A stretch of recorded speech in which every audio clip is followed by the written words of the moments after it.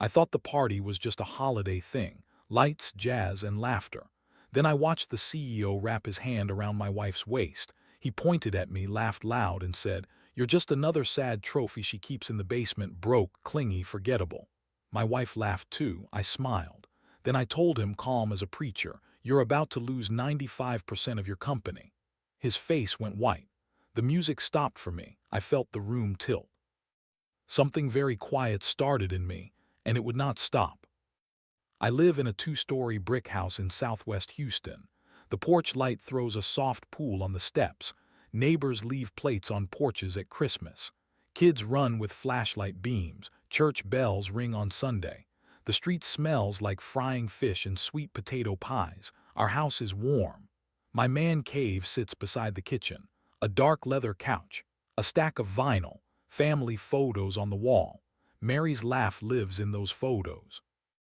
Mary and I had a rhythm. I work early. I keep a steady job. I fix what needs fixing. She works downtown. She loved her job. She hustled. We'd talk at night. Little things mattered.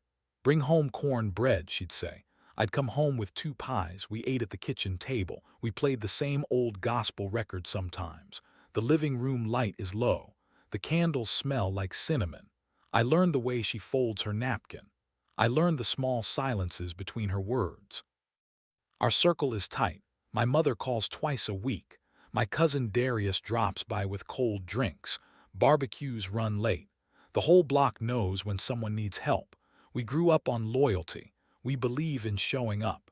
Mary came from a family that prayed loud and loved louder. We were a team in the way people in our community understand team. Mary was 30. She moved with a confident step. She wore business coats like armor. She could light up a room, but at home she was softer. She kissed my forehead before she left for work. She called me during her breaks. We had plans. We talked about quiet trips. We planned another baby someday. There were small signs I washed away. A text I didn't read. A late meeting I guessed was real. I told myself love is patient. I told myself trust grows. I believed it. Then the CEO's hand on her hip at a party pulled a thread I didn't know was holding everything together. I smiled that night, but inside I felt a crack. Something was off. The quiet was louder than the music, and I did not know why. The night was not over. At first the changes were little. A shirt left on the stair, a new perfume scent I couldn't name, a phone that she suddenly guarded like a secret. At dinner she'd push her plate away and say, "I'm full." Her laugh sounded different on the phone. It held a note I had not heard before. I asked myself questions and swallowed them like bad medicine. One Tuesday she came home smelling like peppermint and city air. Her shoes clicked in a rhythm she had never had. She stood at the sink and stared out the window. "Long day," she said. The house hummed with the heater. I watched the way her jaw worked. She told me about a meeting. She said the CEO had praised her. Her voice was light. I wanted to be happy for her, but a part of me tightened like the strings on a drum. She started to guard her phone. Notifications would vibrate and she would tuck it under a pillow. Sometimes she fumbled the home screen in a way that told me she was saving things. Once I reached out for it and she snatched it back like a mother protecting a newborn. I said nothing. I remember the way the screen reflected in her eyes like white paint. I asked, "You good?" She looked away. She said, "Yeah, just tired." Her eyes told a story her mouth wouldn't. There were nights she came home later. She said the office had a deadline. She smelled like someone else's cologne once. I told myself it could be the office air. I took a slow breath. I asked friends casual questions. Darius said, "Man, people change." He shrugged. My mother said, "Pray." I prayed like a man who still believes prayer can fix the parts of life that crack. The red flags grew careful. Mary started to laugh at things I didn't find funny. She quoted lines from work I didn't know. Her wardrobe shifted. Dresses I'd never seen in our bedroom closet appeared like a secret garden. On Sundays, she would sit a little further away in church. Her hand wouldn't find mine as often. I would watch her from the pew and think of the first night we met, the way she smiled in the dim light across a crowded room. My stomach dropped. One night at a neighborhood cookout, I saw her whisper into her phone and smile with a look that cut me. She paused, then tucked the phone into her back pocket like hiding something too precious for public. I caught the look and it froze her smile for a second. She moved away. I called her later that night and she told me to sleep. "Everything is fine, babe," she said. Her voice sounded like a worn-out hymn. That small lie felt like frost on a window. I tried to confront it softly. "Why you acting different?" I asked one evening while she rinsed the dishes. She stopped with a plate in her hand. The kitchen light threw a small halo around her. "Work stress," she said. She gave me a smile that was all teeth and no light. I wanted to press. I wanted to take the phone, to stand in the doorway and wait till she told me everything. But I held back. I wanted to be the calm man I am. I told myself to wait, to be smart, to not break things with heat. The suspicion became a steady hum. Every vibration made my heart quicken. Every closed door felt like a chapter unread. I lay awake some nights listening to the neighbor's TV through the wall. The house felt crowded and empty at the same time. I watched Mary sleep and thought of the CEO at the Christmas party. I remembered his hand at her waist, his words. I remembered everyone's laughter. I tucked myself into silence and let the doubt grow teeth. Then I found something, not a message, not yet, but a receipt folded into a coat pocket, a business card with the CEO's name and a number I didn't know. The paper smelled like cologne and paper and secrets. I held it like it might burn. In the next breath, I told myself I needed proof. I needed the truth, not a rumor. That truth would come. But the way to it was not yet clear. The room held its breath with me. The night I found the proof was ordinary at first. We had a quiet dinner. The lamp over the table made a small pool of light. Mary laughed about something on the radio. I felt both calm and hollow. After dinner, she said she was going to work on a project. She kissed my cheek. I watched her go down the hall. The house sounded like a ship at sea, small creaks, the hum of the fridge. I sat at the kitchen table and reached for the coat she'd hung by the door. I wasn't looking for anything. I was looking to touch something familiar. My fingers brushed a wallet in the pocket. The leather was warm. Inside, I found an envelope. It had a logo I recognized, the CEO's company logo. My heart gave a hard, sudden beat. The envelope held a glossy invite to a private dinner. It had a time, a private address, names written in a hand I knew was not mine. My hands shook. I remember the exact sound of the clock then. Tick, tick, tick. I breathed slow. The house felt too loud. I went to the bedroom quietly. She was on the phone in the bathroom. The shower was off. Her voice was low. I could hear her laugh, a sound that used to belong only to me. It sliced through the hush. I had the envelope in my hand like a small bomb. I placed it on the dresser and watched it catch the light. When she came out, she was different. She dried her hands slowly. Her skin shone from the steam. I looked at her and 1,000 small things stacked on each other. "What's that?" I asked. Her eyes slid to the envelope. For a second she froze. Then she smiled and said, "It's nothing, just work stuff." She moved to the bed like a practiced actor. Her voice was soft. My voice felt heavy. Proof came spilling out like rain. She left the phone unlocked one afternoon. I shouldn't have looked, but I did. A string of messages opened between her and the CEO. Names, plans, laughter in text. The messages had a tone that cut the air. "Can't wait to see you," one said. "You're amazing," another. The timestamps were late. There were photos, one of her leaning into the CEO at a company outing. The messages read like a private language. I felt sick. My hands were wet. I tried to breathe right. I confronted her that night. The house smelled like old coffee and wet laundry. The streetlight painted squares on the floor. I put the phone on the table between us. "Who is he?" I asked. My voice was thin. She stared at the screen like it hurt. Her mouth formed words and then didn't. She said, I didn't mean to hurt you." Her voice cracked like glass. I felt every word land like a stone inside my chest. My body betrayed me. My hands tightened into fists and then loosened. I felt cold and hot at the same time. My heart moved in its own language.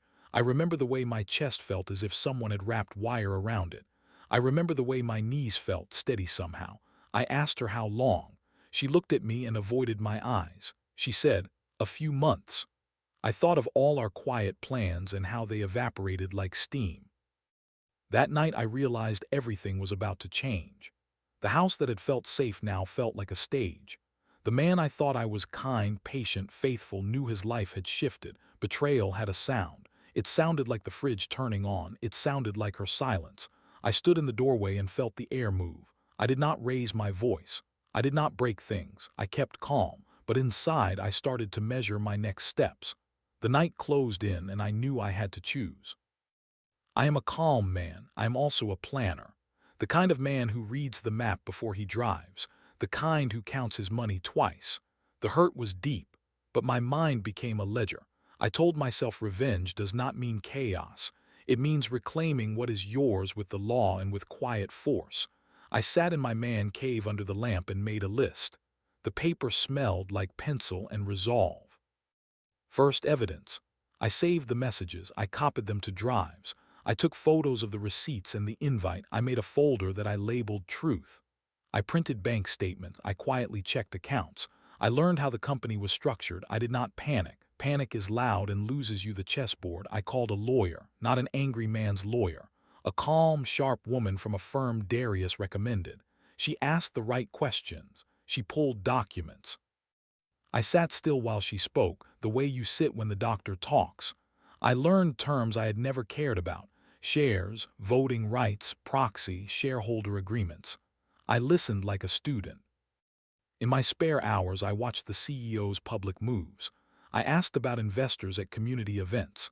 I asked small, friendly questions at a charity gala where the CEO donated a painting. People talk. I listened. I found out the company had a core group of early investors and a shaky second tier.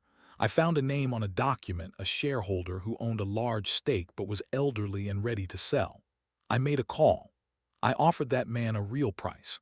He wanted to retire. He wanted to leave the hassle. I offered him respect and the kind of care someone from our community would give. He sold to me. He trusted my face and my word. He trusted the way I spoke about family and future. That trust moved pieces I could not move alone. I moved accounts quietly. I shifted assets out of reach. I closed joint accounts that Mary had no access to. I set up a holding company in my name. I purchased shares through the right channels, not by brute force but by patient money and smart offers. When the CEO celebrated, I bought. When he signed a big deal, I quietly increased my stake. I did not brag. I never left a paper trail that shouted revenge. I left a trail that hummed like careful steps. I called in favors. I called on cousins who work in finance. Darius vouched for me when needed. My mother prayed over the house every Sunday, and I let her. Acting normal was the hardest part. I kissed Mary. I told her I loved her. I fixed a light bulb she complained about. I sat across from her at dinner and smiled. I let her think I was broken. People told me to explode. Friends said, "Man, cut her off." I did not. I wore my calm like armor. I let her see the man she thought she made. Meanwhile, I built the storm. At night, I would sit under a small lamp. The glow of the phone screen made a line across my face. I would make calls until late. I signed documents. I wired payments. I learned how to read board minutes.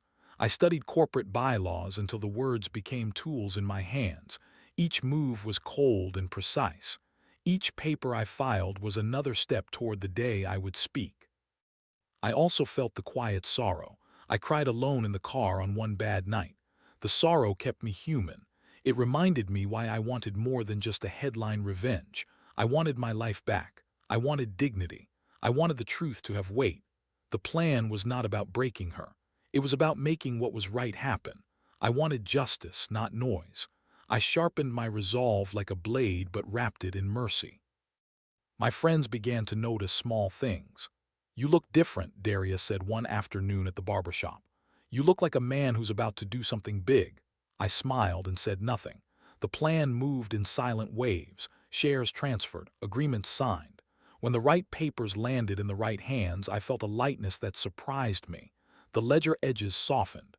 I had become a stranger to the man I was before, but in that newness I found a strange peace. The day I chose to confront her, I was not the same man who had walked into that Christmas party. I had stacked truth, law, and patience like bricks. I had a quiet army of paper and witnesses. I had votes. I had allies. My heart still hurt, but the hurt had direction. I slept the night before the confrontation with a calm I had not known in months. The next day would be the moment to show that calm for what it was. I was ready, and she did not know. I picked the day carefully, not a grand holiday, not a loud anniversary. I chose a Friday evening. Mary had invited the CEO to our house to talk about a potential charity tie. The irony stuck to me like heat. I brewed coffee and set out glasses. The house smelled like orange peel and coffee. I had cleaned the kitchen until it shone. People sometimes show strength with noise. I showed strength with polish. When they arrived, the CEO walked in with a smile too bright. He still moved like he owned the room. Mary greeted him like a friend. My jaw held steady. I poured the drinks and we sat. I watched the way the CEO's hand hovered near Mary's. I watched the smugness on his face. He still thought he held the map. He did not know the roads I had bought. I put a folder on the table between us. It was thick. I set it down with slow hands. The room hummed with the refrigerator and the low music on the radio. "Charles," Mary said like a question. I opened the folder and let the papers fall like a small, loud rain. There were statements. There were copies of board minutes. There were emails. And at the top, a letter from the shareholder I'd bought out. The CEO's smile shrank like a balloon losing air.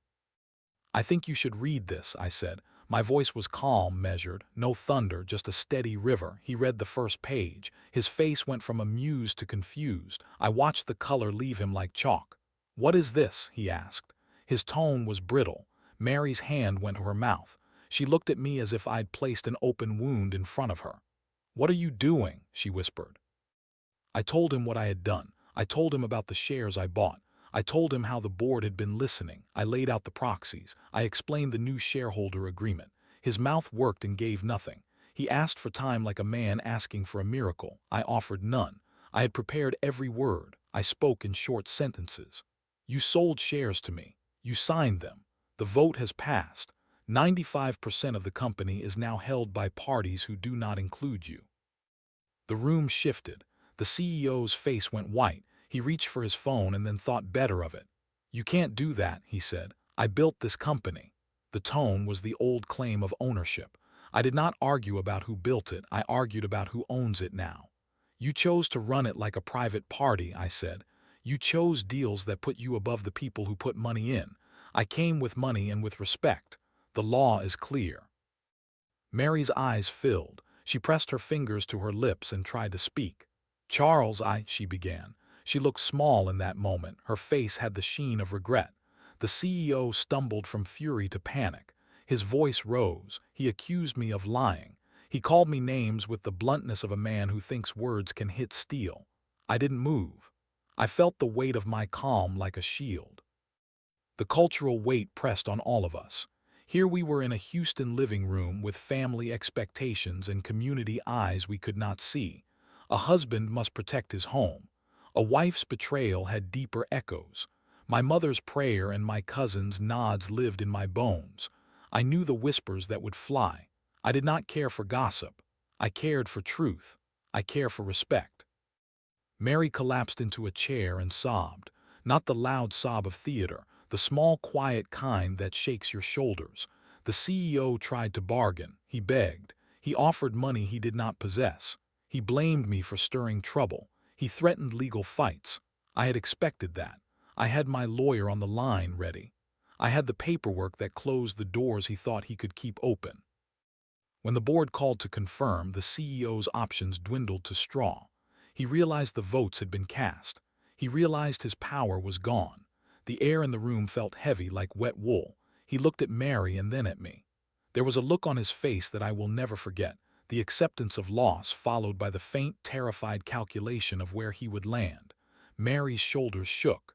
She had thought I would break. She had not thought I would build. She had not thought I would buy. She knew before I spoke the final words that she had already lost. The silence after that felt like a bell tolling in an empty church. The CEO left without a word. Mary sat with her head in her hands. I poured another cup of coffee. The confrontation was over, but a different part of the story was just beginning. After the board vote, things moved fast.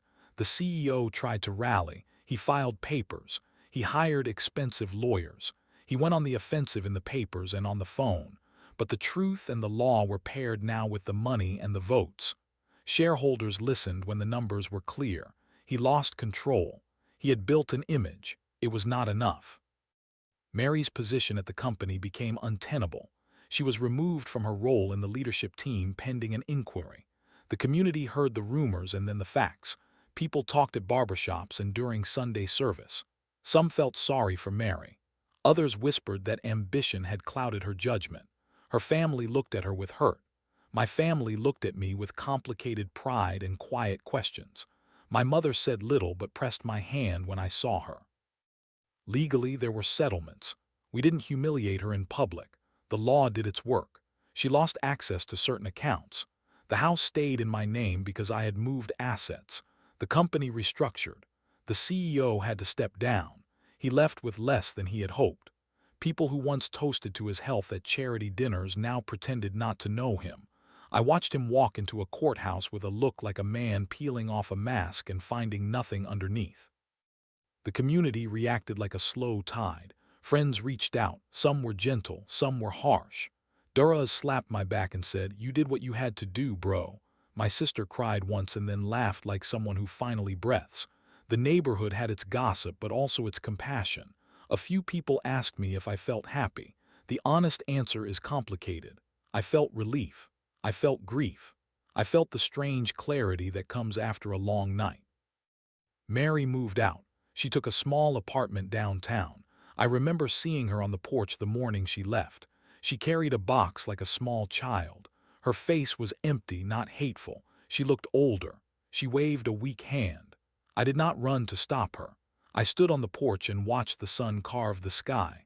I felt a weight lifting and a new heaviness settling in the place of what used to be. The last scene with the CEO was a quiet one. He sent a letter apologizing for the things he had said at the party. It read like a man trying to buy absolution. I put it on the mantle and let it warm to dust. People on our block went back to their lives. The company survived. It changed. I watched the building downtown and felt a small vindication. Not for money or pride, but for the sense that the rule of law and honor can matter where arrogance once did. I drove at night 1 week later. The city lights made a line like stars come down to meet us. I rolled down the window and let the air hit my face. The engine sang its steady note. I felt a peace that was not triumphant. It was the peace of a man who had acted with purpose. I had not wanted to destroy. I had wanted to reclaim. In the rearview mirror, the past looked smaller. The future waited with its own questions.